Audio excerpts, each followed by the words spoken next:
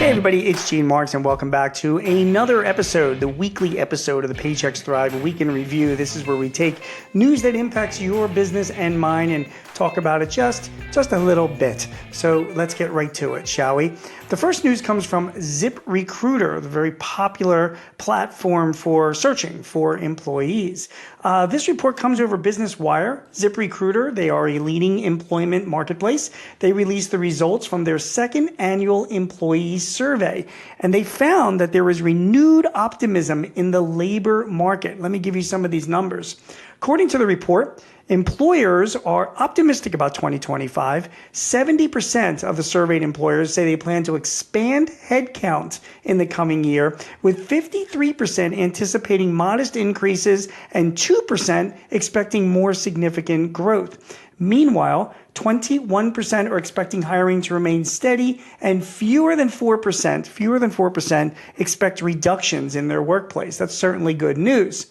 Over 80% of employers across technology, financial services, and healthcare plan to expand in 2025, signaling renewed labor market optimism after 2 years of declines. This is according to ZipRecruiter's chief economist. Easing inflation and stabilizing interest rates are fueling employer confidence. 64% say macroeconomic conditions will support their hiring in 2025. One other little tidbit in this report, it's a great report and worthy of reading the entire thing, but the thing that also caught my eye was about remote working as well. According to the report, companies have solidified hybrid work as the dominant model for remote working.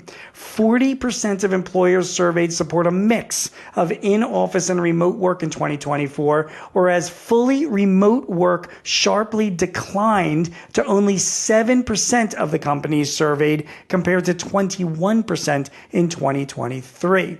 So the takeaways from this report, looks like hiring is going to rebound next year. Employers are feeling optimistic about the economy and the labor market. And it seems like a hybrid approach to remote work is what's most popular. Being fully virtual is becoming less and less popular.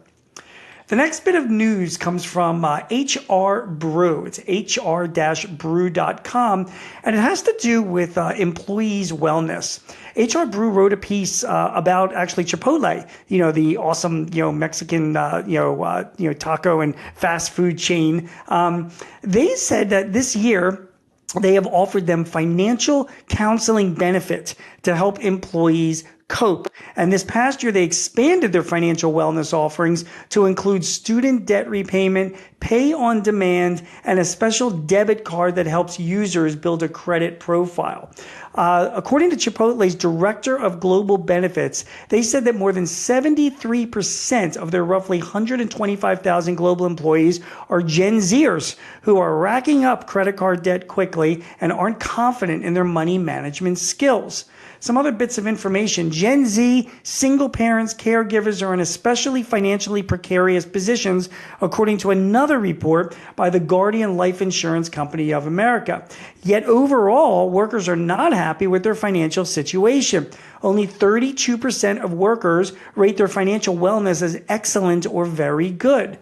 So it makes sense for companies to offer, financial wellness to their employees. In fact, it is the second most requested benefit among workers as far as resources to help with their finances, with nearly a third of employees, according to this Guardian survey, desiring it.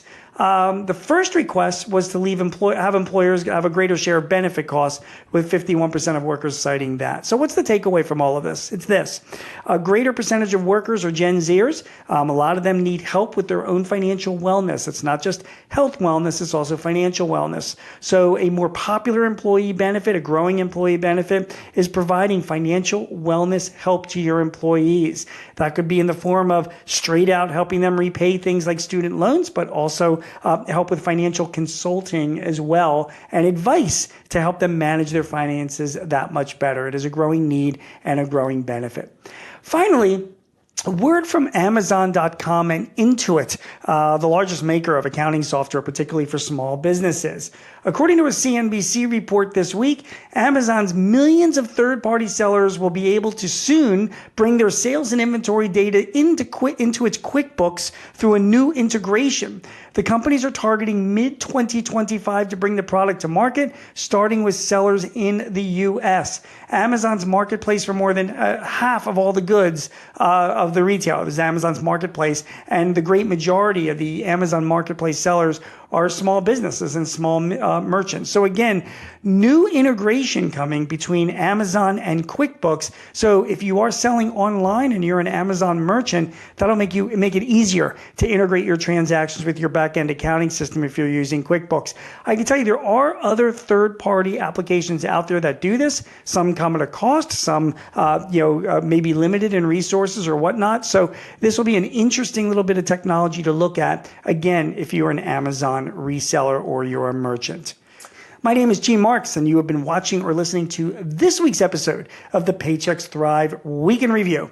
If you have any questions or need advice or tips to help you run your business, sign up for our Paychex Thrive newsletter. I promise you, you won't regret it. Go to paychex.com/thrive. Thanks so much for watching and listening. We'll see you again next week with some more news that impacts your business. Take care.